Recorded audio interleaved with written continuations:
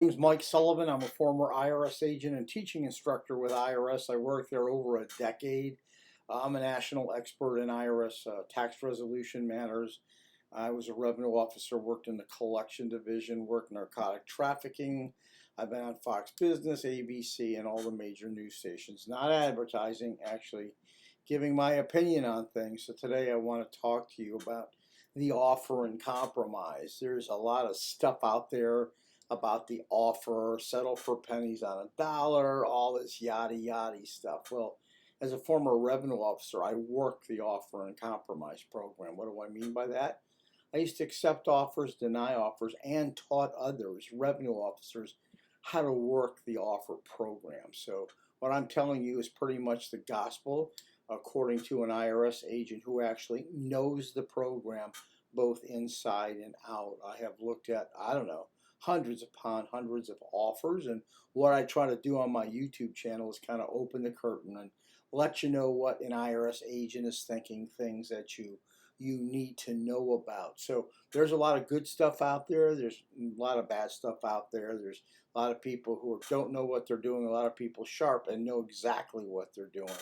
So as a former IRS agent, what I'm doing is I'm kind of letting you know when I'm looking at an offer and compromise, what's the best way to go ahead and understand the offer formula and what you need to do about that so you can get your offer and compromise accepted. So when an offer and compromise would come across my desk at IRS, I'm looking at the total case. I'm looking at your past history. I'm looking at your last 3 years of taxable income. I'm looking at the returns. I may pull a LexisNexis, a credit report. I've got a lot of tools at my side to see if you're telling the truth or not. LexisNexis uses an accurate search engine. If I pull your credit report, I'll see what you're charging, how much you're charging. Got a lot of information really at my fingertips. I'm doing DMV checks. I'm going to find out if you have guns, if you own guns, if you have riders on your homeowner's policy. I'm doing a lot of due diligence. Now, the higher the offer, the more due diligence that I'm doing on your case. I want to make sure that you're current on all your estimate payments and withholding for this year.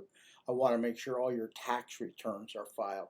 So let me explain to you this offer formula that you hear and you're trying to understand. So IRS is only interested in collectability. They don't care how many bills you have. They don't even care what your other liabilities are. IRS only judges the offer and compromise by two things. What are your assets and what is your income? So let me go over that for you so you understand. When I'm looking at an IRS Form 433 OIC, I'm looking at what is your liquidity value that you can give to Internal Revenue Service. That is the base that you are going to settle for. So if your liquidity value of all your assets is $80,000, that begins your starting point, just so you know. You should use the lowest wholesale values on everything that you own to put down on your 433 OIC. So we have that straight. You're putting your assets down, the lowest values that you can. That goes on one line. Now let's go to the next line. IRS wants to know what your income is in relation to what IRS calls necessary living expense. Necessary living expense. Very important to know. Most people have a bunch of created expenses that is important to them that they think should be allowed. According to IRS, those things are really not allowed. So I want to go ahead and I just want to pull out a form. God, I have so many of these forms. I know them by my heart, but I want to make sure I don't miss anything for you. So I want to tell you that IRS uses a national standard for 4 categories of expenses that you cannot get around. You must use the IRS standard for housing and utilities, for housing and utilities, food and clothing, automobile payments, and operation costs. Those four are by standard. So if you're going to submit an offer and compromise, don't even bother to submit it unless you know the IRS national standards. You can go ahead and Google IRS national standard for food and clothing, housing and utilities, car payments, and operation cost. So it's different and it varies your housing and utility. For instance, in Broward County, for one person, they allow you up to $1,800. If you got $2,500, IRS is disallowing that $700. That's why you have to know what IRS is going to allow. The other expenses that they are going to go ahead and allow is health insurance, out-of-pocket health care costs, court-ordered payments, child care, and then student loans. IRS is not going to allow credit card payments. Of course, they're going to allow your withholding and Social Security, or if you're paying a state tax debt. That's all they're going to allow. So if you're making $8,000 a year and you have $8,000 in expenses, but IRS is only going to allow $6,000 of those expenses per their standard, you have $2,000 left over at the end of the month. IRS is going to multiply that $2,000 by the life of the statutes on your case. So if you have 5 years left on that case, they're going to multiply that by 60. They're going to add your total assets plus whatever you have left over at the end of the month.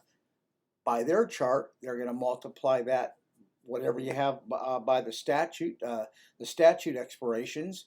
You're going to have a high offer. The idea with an offer is have less assets and understand the national standards, so you don't have any money left over. The perfect offer that somebody can ask for, you'll get the lowest settlement, is have almost hardly any assets and you don't have any money left over according to the financial statement. Now, this is a 433A form, and I suggest you download that 433A form.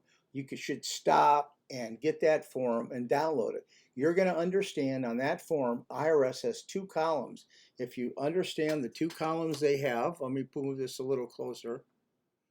IRS is going to have on their form what your actual monthly is and what they are going to allow.